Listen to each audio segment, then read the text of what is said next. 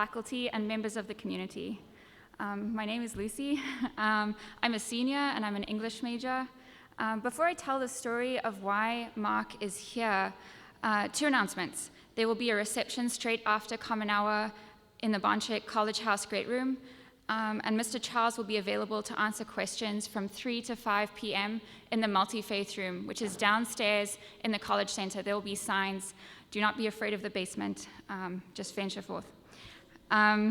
Okay, so I first heard Mark speaking on a spring break trip with InterVarsity Christian Fellowship, a program based on biblical urban justice. Mark presented a perspective that I have never encountered before, and a call for justice that permeates deep into both the communal identity and the individual self. He addresses an injustice that is centuries old, but is still as urgent as ever for redress. In addition to being a speaker, consultant, and activist, Mark is a writer and is currently working on a book set to come out a year from now on Columbus Day, titled Truth Be Told. Mark's perspective as a Native American is timely and important for this campus as we come off last week's Day of Dialogue. I truly hope that the conversations we started last week will continue and that this perspective changes the way we think about structures of power and oppression that make up the fabric of our daily lives. With faith, I await the richness that comes from courageously stepping onto a new ledge. May this clear some dust from our eyes as we find, too, the courage to look at ourselves. I am not American, and even to myself, it's a little strange that I should be bringing someone to talk about American history. However, what Mark speaks about is a phenomenon that has affected many parts of the world: colonization and the subjugation of Native peoples, and more universally, the suppression of the minority narrative. As a white person from Zimbabwe awakening to the implications of my history, Mark's perspective has changed and challenged me, and I hope it will do the same for you, wherever you are from, but especially if you call the United States of America home. I am so grateful to everyone who's made this Common Hour possible, and to Mark for coming to share with us today. Please welcome to the stage Mark Charles. Yat-e. Yat-e. Mark Charles Yinashia, Sin Bake Danan Nishle, do Tohiglini Bashachin, Sin Bake Danan Bashache, do Tolachitni Bashanella.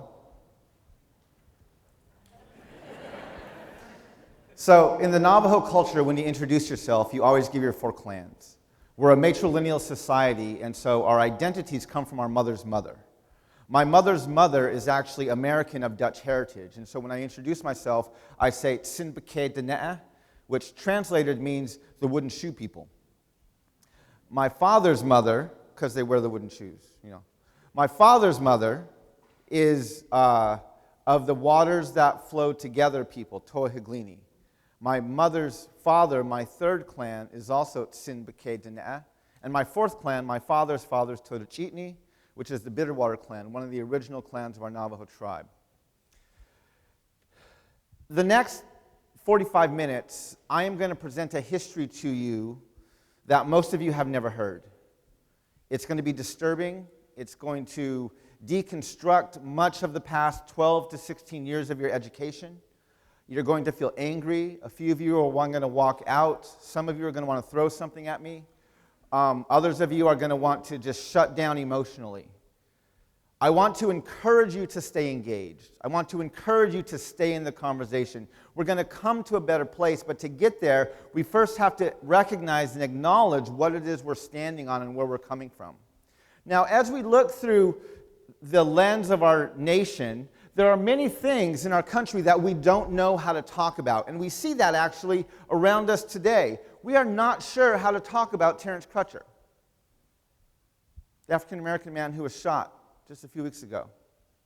We don't know how to have that conversation. We don't know how to talk about Keith Lamont Scott, another person of color who was again killed just a few weeks ago.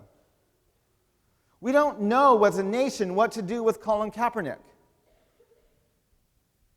a very successful African-American athlete who defiantly yet respectfully takes a knee when he hears the national anthem played on the largest stage in our nation, which is the National Football League.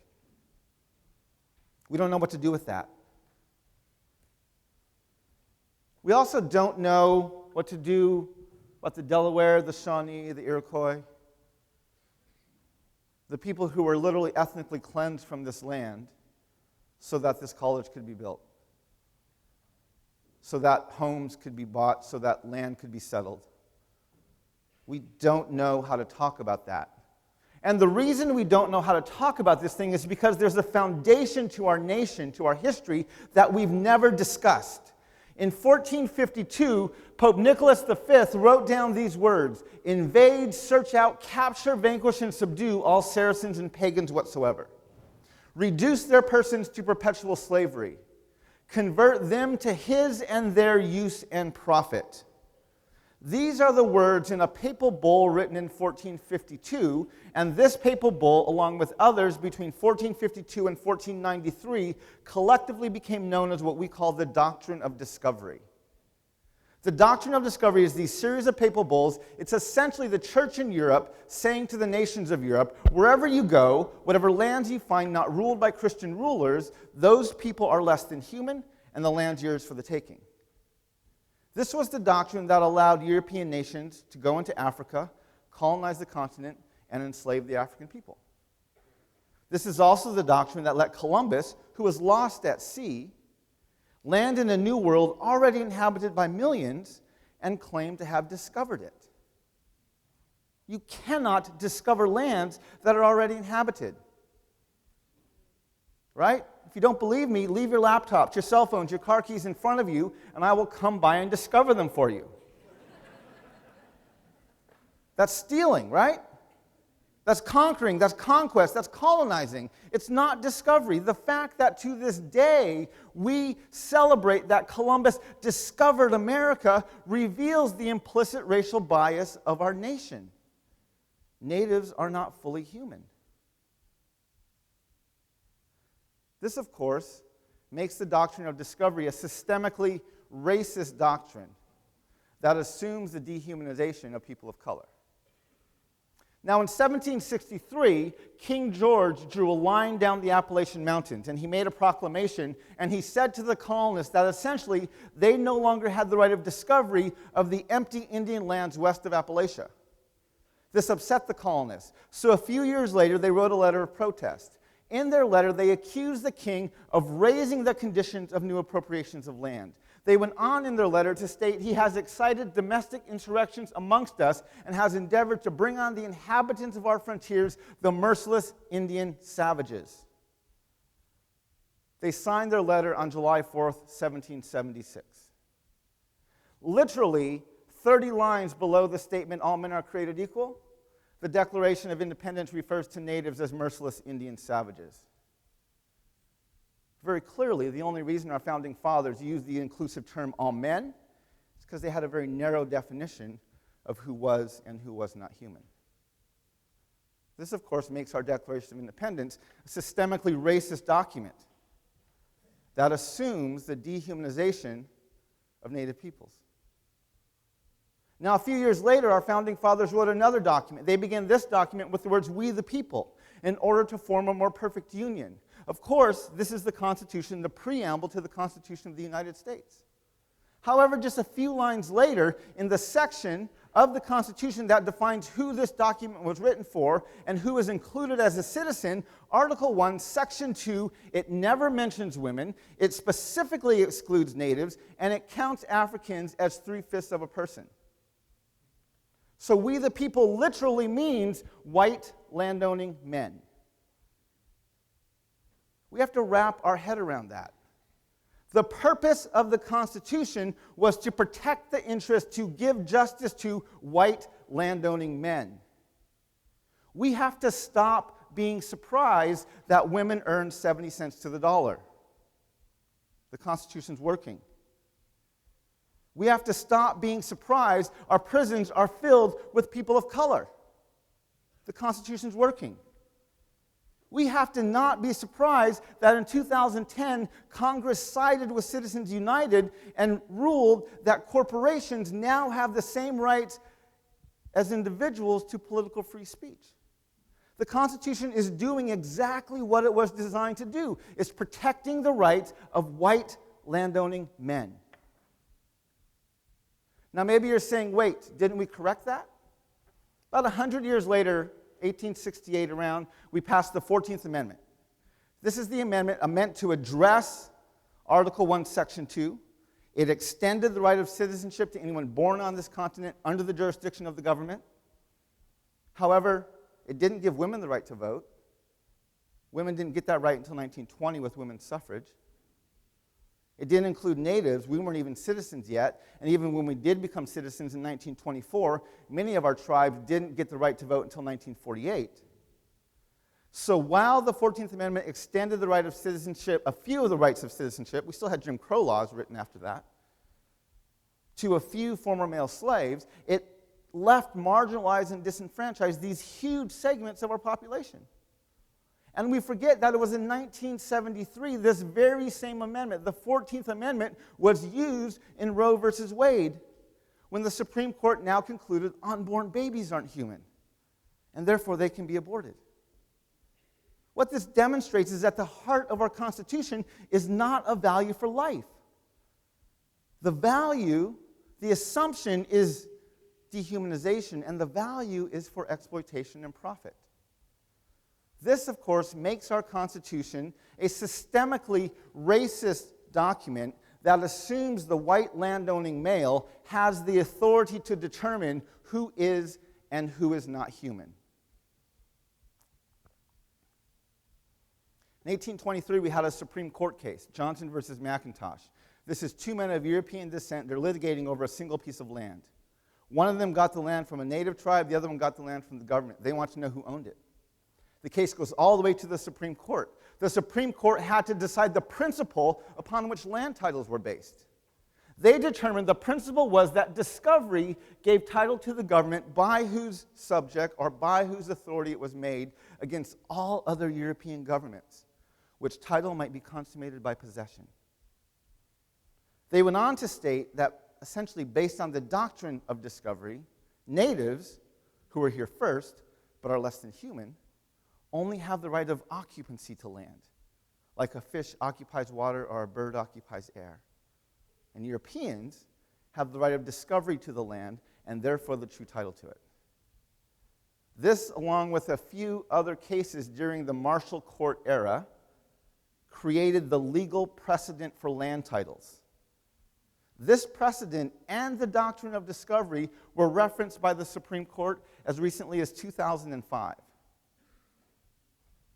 This, of course, makes the United States Supreme Court a systemically racist court that has legal precedent based on the dehumanization of people of color. Initially, the Protestant church pushed back against the doctrine of discovery. This was a Catholic doctrine. They didn't fully embrace it. In 1630, John Winthrop was in the Boston harbor, and he preached a sermon called A Model of Christian Charity. In this sermon, he compared the colonists he was with to a city on a hill, borrowing from the teachings of Jesus in the Sermon on the Mount to be a city on a hill, a lamp on a stand, telling his disciples to shine their good works into this dark world. He goes on in his sermon to exhort them in all meekness, gentleness, patience, and liberality, to rejoice together, mourn together, labor and suffer together, to keep the unity of the Spirit in the bond of peace. Not bad Christian exhortations. However, at the end of his sermon, John Winthrop begins quoting Deuteronomy chapter 30. This is the passage in the Bible where the people of Israel are at the banks of the Jordan River. They're about ready to cross over and take possession of their promised lands.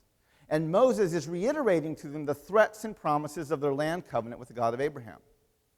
If you obey God, he will do this to you. If you disobey, he will do these things to you.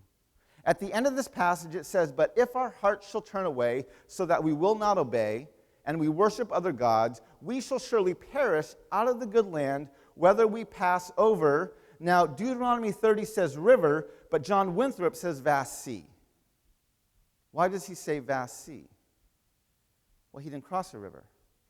He crossed an ocean. So what's he implying? Based on the exhortation of Jesus to be a city on a hill, based on the model of Old Testament Israel, they are standing at the banks of their promised land, about ready to go and take possession of them. Now, who here has read the book of the Old Testament of the Bible of Joshua? What is God's command to the people in the book of Joshua to do to the people of Canaan? Kill everybody. Wipe them out. What's Israel's sin in the book of Joshua? They don't kill everybody.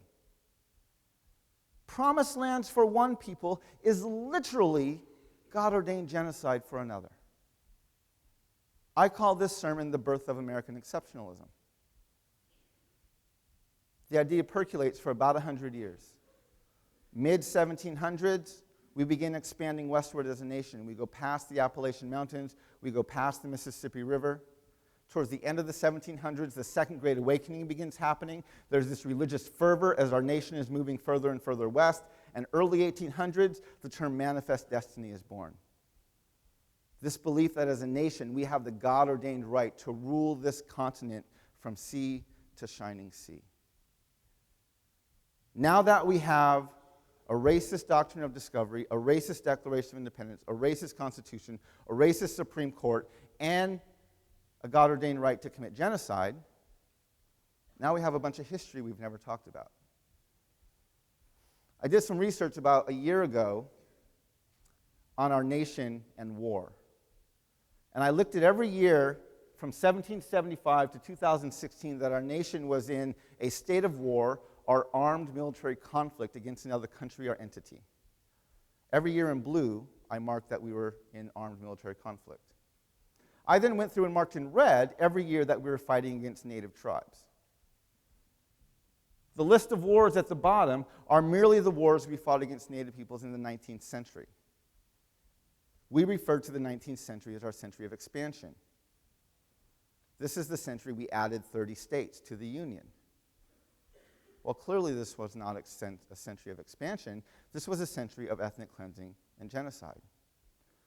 It was during this century that we passed the Indian Removal Act, the act of Congress that allowed our nation by force in practice to remove nations from their lands in the east to empty lands further in the west.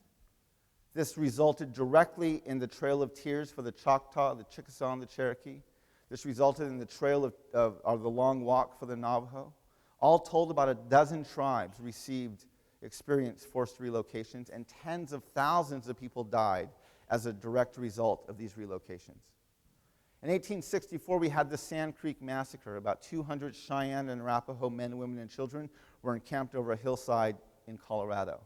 A U.S. Army came over the hillside. They were led by a Methodist general. The native tribes were waving a white flag of surrender and an American flag to show they were there peacefully, and the Methodist leader ordered them all slaughtered. 200 people were killed that day. It was later reported their genitalia were paraded down the streets of Denver.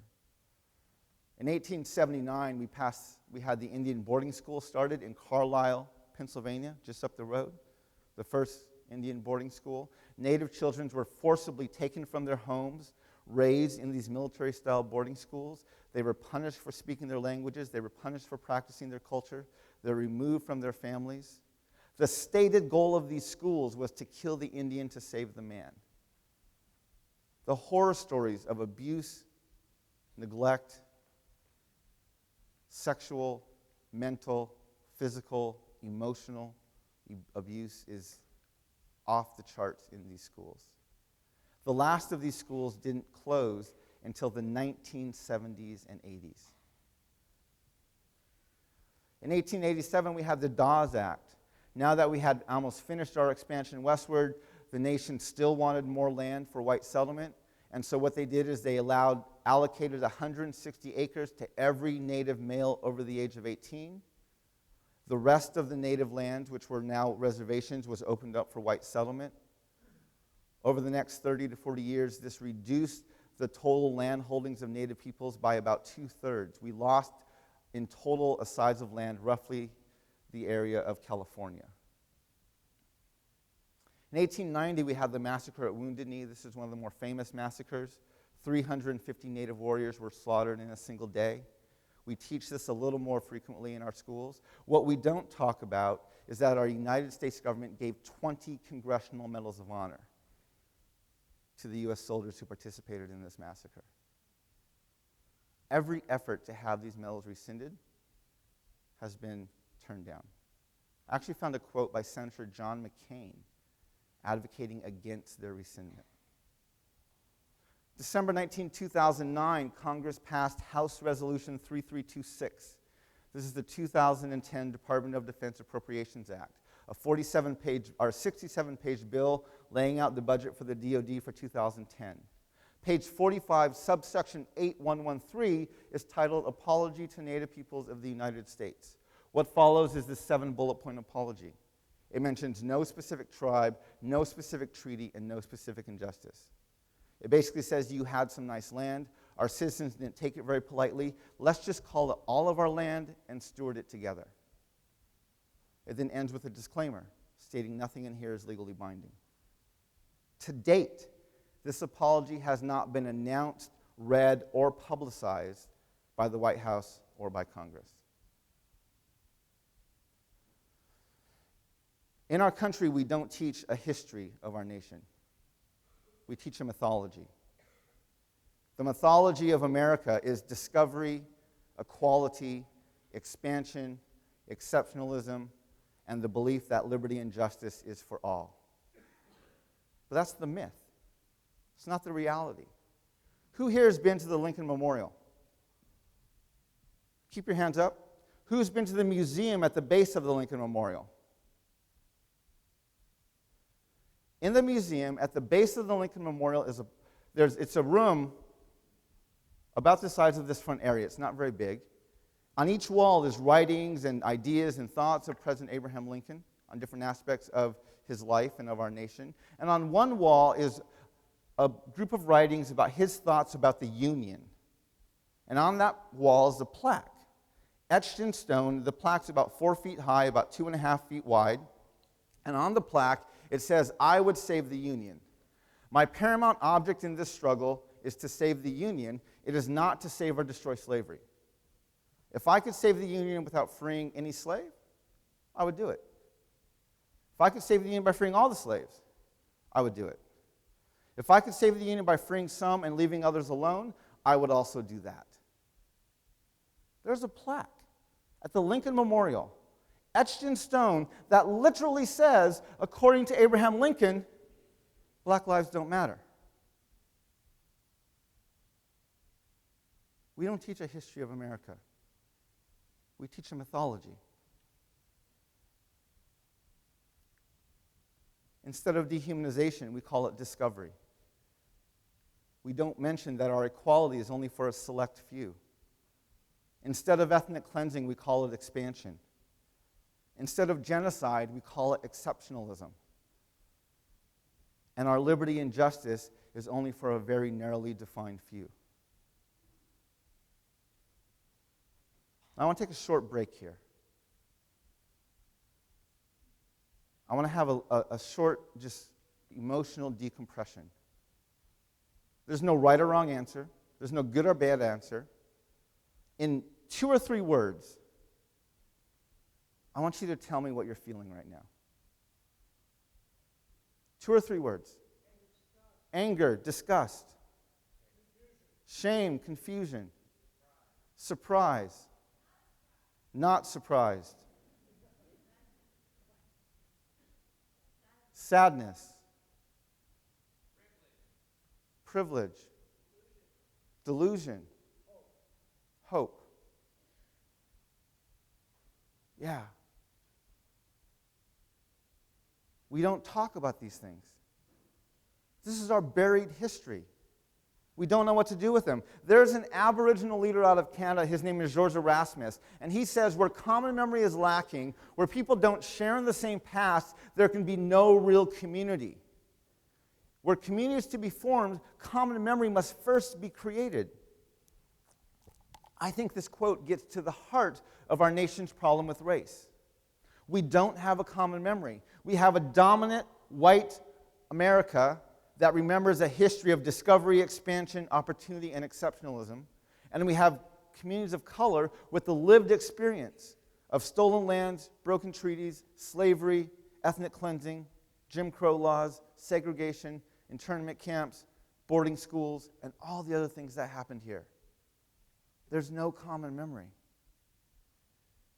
Now, other nations around the world South Africa, Rwanda, even Canada have dealt with some of their colonial history or their violent past by having what are called truth and reconciliation commissions.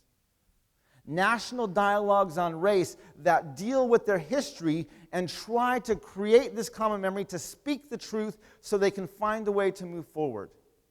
I'm convinced our nation needs something like this. We need a national dialogue on race on par with a Truth and Reconciliation Commission. However, truth and reconciliation is almost a misnomer for our nation, because the context of our dialogue is around race. And so the reconciliation refers to a racial reconciliation. Now, first of all, race is a human construct.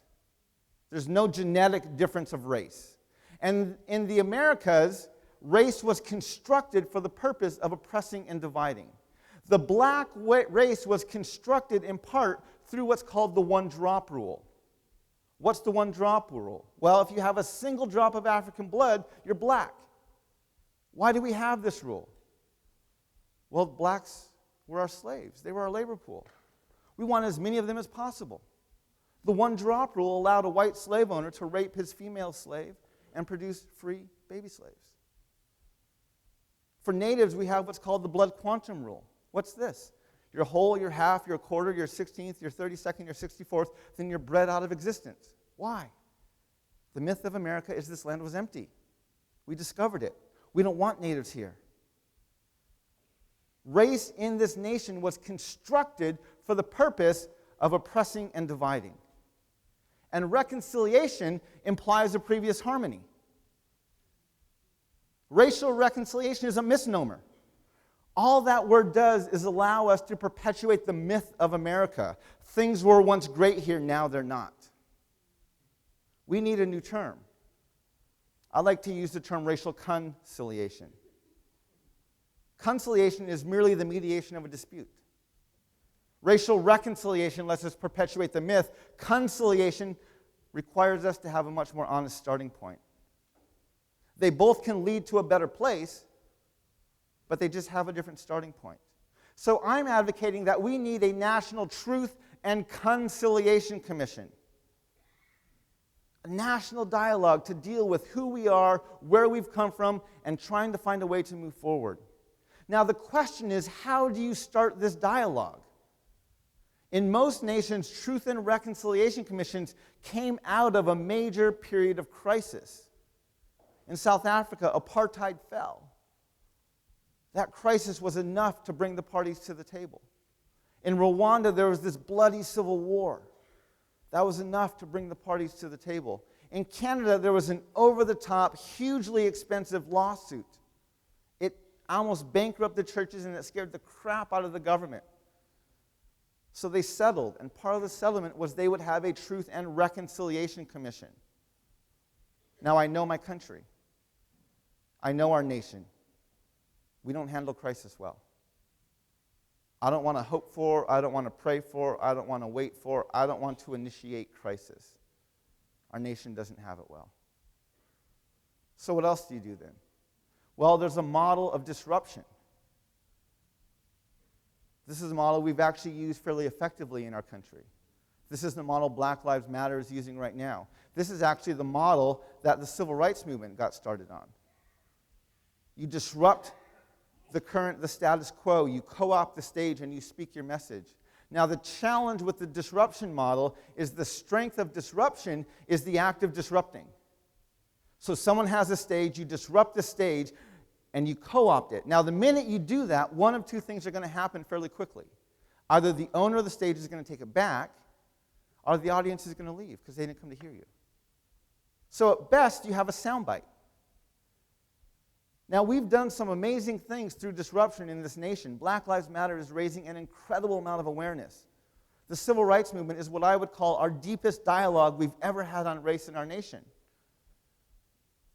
But because if you're going to disrupt, if you don't want to lose your audience, you have to find a way to entice them to stay. So I think disruption is a great way to initiate a dialogue. I don't think it's a good way to sustain a deep dialogue. If you look at our civil rights movement, Again, one of the deepest dialogues on race, and I have enormous respect for Dr. King, enormous respect for our leaders who engaged in this conversation. Some incredible things came out of this. But one of the challenges of our civil rights movement was the moral authority that we used for why we gave civil rights to African Americans. Remember what that moral authority was? It was our Declaration of Independence. That was the blank check referred to by Dr. King. That was the reason churches came to the table to have the conversation. So instead of critiquing ourselves and having the conversation that said we are racist down to our very declaration, down to our very foundations, we basically said we have a good foundation, we just have to be better Americans. Instead of challenging the implicit racial bias of our nation, we actually ended up affirming American exceptionalism. I'm convinced that's one of the reasons why Black Lives Matter is taking place today. We've actually never had the conversation about the fact that our very foundation state Black lives don't matter. So I'm not convinced disruption is going to work. Now, in the past year, we've seen a phenomenon unlike one we haven't seen in a long time in our country. The phenomenon of Bernie Sanders. Bernie Sanders did something that no one thought he could do, which is he changed the dialogue. He actually got our nation to talk about its systemic economic inequality. And how did he do that? He used the system we have built in to initiate a national dialogue. He ran for president. He forced every candidate to talk and take a position on our economic inequality. He forced media companies and journalists to write and report about this. He forced the dialogue to happen in the debates. He got our nation to actually look at and dialogue about our systemic economic inequality, and he did it by using the method we have built in, which is our presidential election cycle. I think that's what we need to do with race. I think we need to have a candidate who can run with our racist foundations at the heart of their candidacy, who can run with the idea, with the vision of a Truth and Conciliation Commission at the heart of their platform, who can get this topic discussed in debates, written about by journalists, responded to by other candidates, can get our nation talking about it. I think this is what we need to do. I've spent a decade trying to ponder, how do we address the issue of race? This is the best idea I've come up with of how we do this without disruption, without crisis, but actually bring the dialogue to the forefront. It's too late to do it in this election, so I'm aiming for the next election cycle, which begins in 2 years, after the midterms, 2018. Now, to prep for this dialogue, there's 3 audiences I primarily want to get ready for this conversation. The first audience is the church. The church wrote the Doctrine of Discovery. They've been complicit in it for 500 years. I want the church to own it. I want the church to acknowledge what it's done and to own the Doctrine of Discovery and their complicitness in it. And I'm calling the church, when I speak to the church, into what I'm calling a season of lament. Lament is a tool from the Scriptures that God gives the church to deal with their sin and their brokenness. And I'm trying to call the church. The book I'm writing on is coming out through a Christian publisher, and one of the focuses of the book is for the church to go into what I'm calling a season of lament. The second group I want to talk to is Native peoples, my own people. I want us to understand that we are not the helpless victims of an oppressive colonial government. We are the host people of the land, and we have to act like the hosts. I love what's happening in North Dakota right now. Over 200 tribes are coming together to lead the conversation for our nation that says, no, we cannot continue to put economic prosperity above our environment. Water is life, is what we're telling our nation. You can't drink oil. I love the way our indigenous peoples are coming together as the role of the host people of this land. We are not going to let this senseless economic destruction continue. The third audience I want to address is communities of color. African American, Asian American, Latino, Native American, other minority communities within this nation. My message to other communities of color, you've heard of post-traumatic stress disorder, right? This is an individual diagnosis. PTSD is something that afflicts someone who's experienced, who's witnessed, who's been on the receiving end of violence. They get diagnosed with PTSD. There's another trauma known as historical trauma. Historical trauma is not an individual diagnosis as much as it's a understanding of the broader dissatisfaction in a community. You don't necessarily diagnose one person with historical trauma. It's how you understand the broader dissatisfaction. I like to refer to it as a multi-generational communal manifestation of PTSD. Now, there's another trauma out there called PITS, Perpetration Induced Traumatic Stress. This is like PTSD in every way, shape, and form, except instead of afflicting the person who received the violence, PITS afflicts the person who caused or perpetrated the violence. It's based on this quote by Socrates that says, "The doer of injustice is more miserable than the sufferer." So what I tell people is if there is a multi-generational communal manifestation of PTSD that we call historical trauma, I'm hypothesizing there is a multi-generational communal manifestation of PITS, which is what I'm identifying is the trauma that is afflicting white America, because you cannot build a nation on 500 years of dehumanizing injustice without traumatizing yourself. So I identify white America as another group of traumatized people. One of the first symptoms of trauma is shock and denial. When you understand white America as another group of traumatized people, it's easy to see their symptoms. This buried apology by our Congress, that's not racism, that's trauma. They're so overwhelmed by what they did, they can't even talk about it.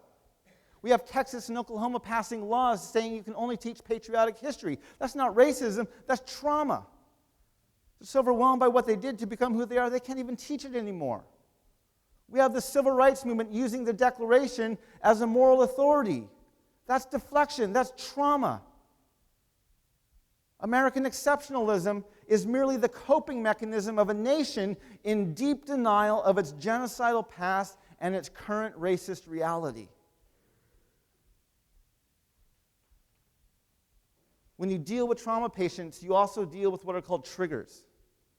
Triggers is something that takes you out of reality, a sight, a sound, a smell, something takes you out of reality and into the chaos of the moment when the traumatic event happened. When you understand white America as a traumatized people group, it's easy to see their triggers. 7 years of a black president is a trigger. Without President Obama, Donald Trump never rises. Any sort of national dialogue on gun control is a trigger. We can't have that conversation without screaming at each other. I identify ISIS as a trigger. Why is ISIS a trigger? Well, they're a group of religious zealots ethnically cleansing a land to set up their own pseudo-religious empire.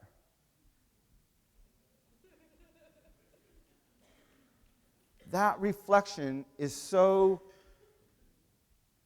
awfully familiar, white America doesn't know what to do with it. That's why Paris gets bombed and somehow it's all about them.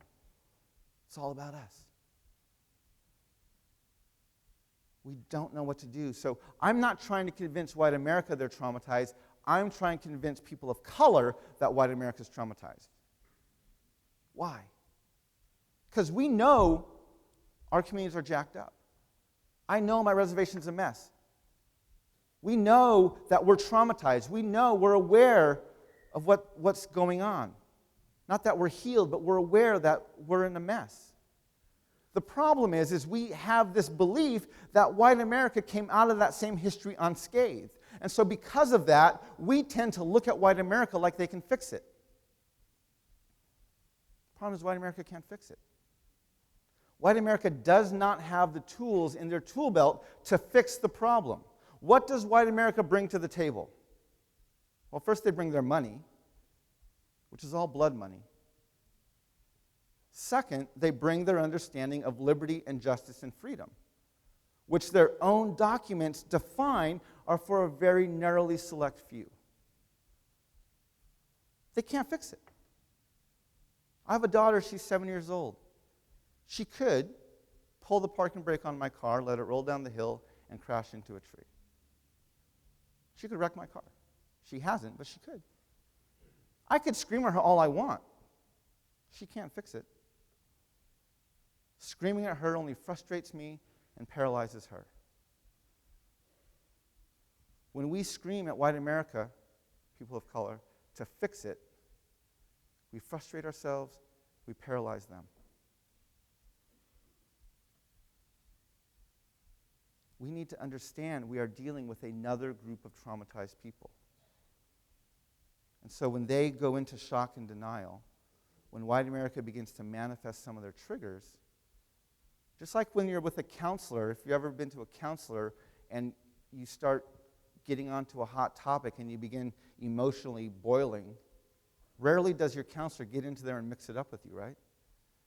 Why? Your counselor understands this is good. We're making a connection. You need the space to express yourself, but I'm not going to let you take things over. I'm not going to let you run it. You're traumatized. White America, we need to treat them as another group of traumatized people.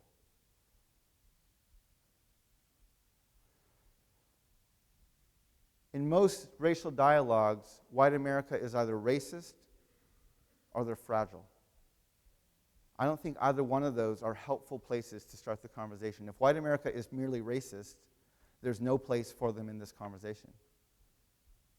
If white America is fragile, it means we have to walk around on eggshells around them.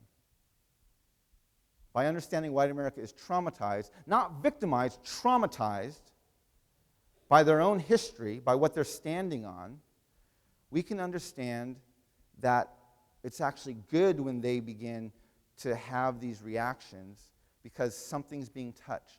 It is good when something gets touched and you begin to make a connection. You have to find a way to build on that, not let it take over the entire situation. One of the challenges with our nation is that we've never lost a war that's mattered. Because of that, we've never had to turn around as a nation under the scorn of the globe and say we probably shouldn't have done that. When World War II ended, Germany demilitarized themselves and began teaching the Holocaust. Why? So they could do it better next time? No, so they'll never do it again. When Japan lost the war, they demilitarized. They didn't want to go near what happened to them the first time. After we dropped bombs, killing tens of thousands of people in a single instant, what did we do? We ramped up our nuclear arsenal. We've never lost a war that matters. We've never had to look back under the scorn of the globe and say we probably shouldn't have done that. But that's what we need to do. Because where common memory is lacking, where people do not share in the same past, there can be no real community. If we as a nation want to build a better community, we have to start by creating a common memory. I'm convinced what our nation needs is a national truth and conciliation commission. We need a national dialogue on race. Right now, there's a dialogue that's going on in this country. A year ago, in his last State of the Union, President Obama, he quoted our Constitution, and he said, "We the people. We've come to acknowledge that means all of us." Now, that sounds beautiful, but when I heard that, I was like, really? I didn't know we ever concluded that. I didn't get that memo. That seems to be the dialogue we're having this political campaign. Donald Trump seems to be very clear on who we the people includes and doesn't include. We the people does not include Muslims. It does not include immigrants from the South. It does not include women. He's quite clear on that. The challenge with Donald Trump is he actually understands what made America great in the first place. Explicit and systemic racism. And he's like, let me champion it again. Let me bring it back. Now, the challenge is Hillary is not his antithesis. Donald Trump says what? Make America great again. What does Hillary say? America's great already. We've always been great. America's great because we're good. So what do they agree on? Our history, our past, our foundations are great.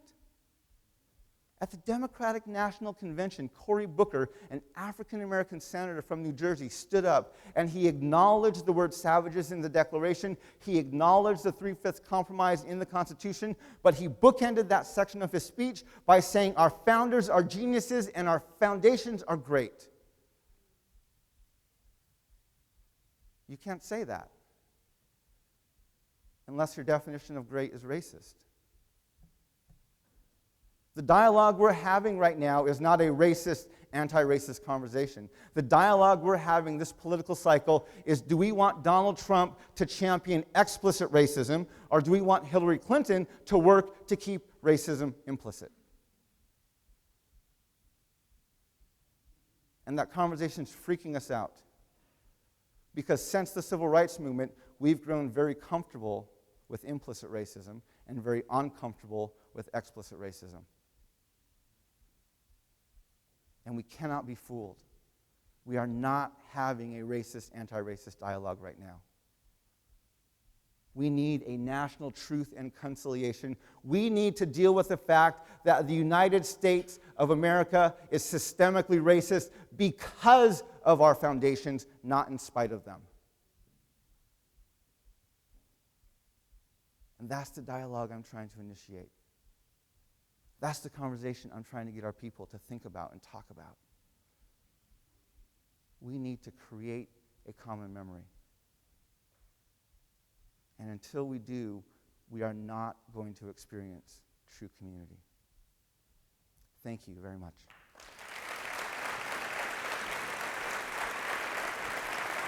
Hi, my name is Natalie, and I'm a junior here. And I had a question about the Doctrine of Discovery. I was under the impression that the kind of idea that Europeans had about non-white Europeans was kind of already in place. Would you say that the Doctrine of Discovery kind of provided an outlet or an excuse to act on that idea, or do you think it provided the idea? Yeah, no, the Doctrine of Discovery is the fruit, essentially. In other lectures I give, I identify the Doctrine of Discovery is the fruit of basically the church in the 3rd century getting into bed with the empire. And it's the conversion of Constantine, the creation of Christendom in the 3rd century, that leads to, because the church never had the idea that it would be a Christian empire. Jesus was clear in his teachings. He came, his kingdom was of this earth. Constantine creates this extra-biblical idea of a Christian empire. So in the 4th century, there's a dilemma, which is the empire is doing what empires do, which is expand and protect itself through war. A plain text reading of Scripture doesn't allow that, so we need Augustine to do some theological gymnastics and create a just war theory, explaining why the empire cannot act Christian. Over the centuries, the just war theory morphs into the Crusades. In the 12th century, the 1300s, the writings of the papal bulls begin to express a new category of other, which it calls infidels. It's primarily used to refer to the Moors or the Muslims. It's a category of other. Later, it's applied to indigenous peoples. Once it creates this category of other, this infidel, now you don't even need a just war theory to go to war, because now you can base your wars on theological grounds. We're fighting the other. That's what allows in the 14th century, or the 1400s, the explicit writings of the Doctrine of Discovery, which say, invade, search out, capture, vanquish, and subdue all Saracens and pagans whatsoever. Once you've otherized the group, now you can do whatever you want to them. So I identify the Doctrine of Discovery very much as the fruit of the church getting into bed with the empire back in the 3rd century? This is a great question. Thank you. Yes. Hello, my name's Arik, and I'm a junior. Thank you so much for your talk. I think it's the most important conversation we need to have in this country. I'm asking this question as a Palestinian and Armenian American, but I think it applies to everyone who has buried history. How do you have these difficult conversations with people, and how do you, as a person who has historical trauma that's been passed down through your family and through your culture, deal with the questions that can be offensive or difficult to answer as a response? One of the hardest things to do is to have this conversation. I completely agree with this. This is a very good question you're asking. As far as dealing with my own historical trauma, part of the tools you use to engage the dialogue is if you're just aware that you're dealing with trauma yourself. That's the biggest difference between white America and most communities of color, is white America they are still in the stage of shock and denial. They don't understand they're traumatized, which is what makes it incredibly difficult for them to lead and in some points even engage in the conversation. So one of the things for myself as a Native man, and I'll just share the story very briefly, when I first moved back to our reservation after living around the country in other places, I was really kind of taken back by how deeply marginalized our people were, and I was experiencing and seeing for the first time the fruits of all this historical trauma and this historical oppression. And I was trying to engage that dialogue with my friends. But every time I went into the conversation, I would get angrier and angrier and angrier and angrier until either I would have to start yelling or hang up the phone. So then I began to temper myself, disconnect emotionally. I could stay in the conversation longer, but then the defenses of my friends went up. That wasn't my family that did that. I didn't kill your people. And soon they would drop out of the conversation. So I was writing a letter to some friends of mine for like their 10th time, trying to get them to understand what I was feeling. And in my letter, I said, being Native American and living in the United States, it feels like our Native communities are this old grandmother who has a very large and a very beautiful house. And years ago, some people came into our house and they locked us upstairs in the bedroom. Today, our house is full of people. They're sitting on our furniture, they're eating our food, they're having a party inside our house. They've since come upstairs and unlocked the door to our bedroom, but it's much later and we're tired, we're old, we're weak, and we're sick, so we can't or we don't come out. But the thing that hurts us the most, what causes us the most pain, is that virtually nobody from this party ever comes upstairs, seeks out the grandmother in the bedroom, sits down next to her on the bed, takes her hand, and simply says, thank you. Thank you for letting us be in your house. I wrote that, and I'm like, that's it. I started sharing that, and other Native peoples would say, I've lived on the reservation all my life. I've never been able to articulate how I feel, and you hit the nail on the head.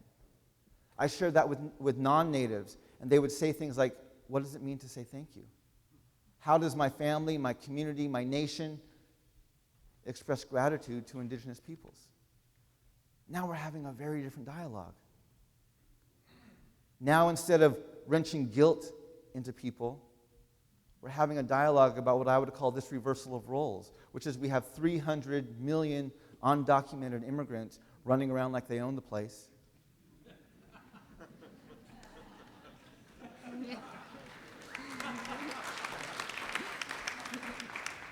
And we have 6 million indigenous peoples acting like unwanted guests in someone else's home.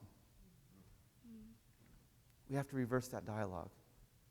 And it's as I've looked for ways to make this dialogue as inclusive as I possibly can, by understanding I'm dealing and my community is dealing with its own trauma, and by understanding white America is another group of traumatized people, that allows me, when I hear backlash, when I get confrontational questions, when I see the denial, rather than assuming this is a racist attack on me, I'm assuming this person is traumatized and they don't know what to do with the history they're hearing and experiencing. That allows me to actually stay in the conversation without pressing into it and elevating the situation. So much of this for myself has been learning through prayer, through understanding, through dialogue of how to express myself accurately and how to have a lens that allows me to make this conversation as inclusive as possible. It's a great question. Thank you. We have one more question. I'm sorry, we're almost done here. Yes. Hi, I'm Alana. I'm a senior anthropology major. So I want to echo that this is a really important dialogue that we need to have, and I want to thank you so much for coming. So my question is, do you think confronting our buried history, which is kind of the, will have ripple effects to, say, American foreign policy, which I'm really talking about unexpressively condones things like the Israeli occupation with their settler colonial underpinnings there? Yes. Once you understand the trauma of white America, you can begin to see its manifestations on both our national and our foreign policies. The ways we conduct ourselves on the national and on the global stage. So much of that, I would argue, is driven by our shock, our denial, and we just don't know our own history. And so because, like I said, Germany taught the Holocaust, why? So they'll never do it again. One of the things that's happening right now is you see around the nation that we are beginning to reappropriate Columbus Day in some communities into a Native American Heritage Day. Now, I love the fact that my people are pressing our nation to acknowledge the heritage and the gifts and the honor of Native peoples in our land. I love that. I'm concerned about reappropriating Columbus Day as a Native American Heritage Day. When you live in a nation that believes in its own exceptionalism, all it can do is celebrate. It doesn't know how to mourn. So I'm afraid that by reappropriating Columbus Day, we're going to forget. We're not going to learn anything. And we're going to continue to make the same mistakes over and over and over. I actually advocate, let's find another day to honor Native peoples. Let's keep Columbus Day, not to celebrate it, but to mourn it. To teach ourselves, we did this, and we never want to do this again. I think if we can do that, we will begin to see changes. We'll begin to see what we're doing in our foreign policy, whether it's in Israel or whether it's in oil-rich countries or other places around the world, other impoverished nations in Haiti and other things. A lot of what we're doing as a nation is we are either colonizing or we're going around trying to humanize the subhumans. Both of those are dysfunctional. So I'm trying to get our nation to learn from its past so we can never do it again. Thank you for that question. It's been an honor to be here. Thank you, everybody.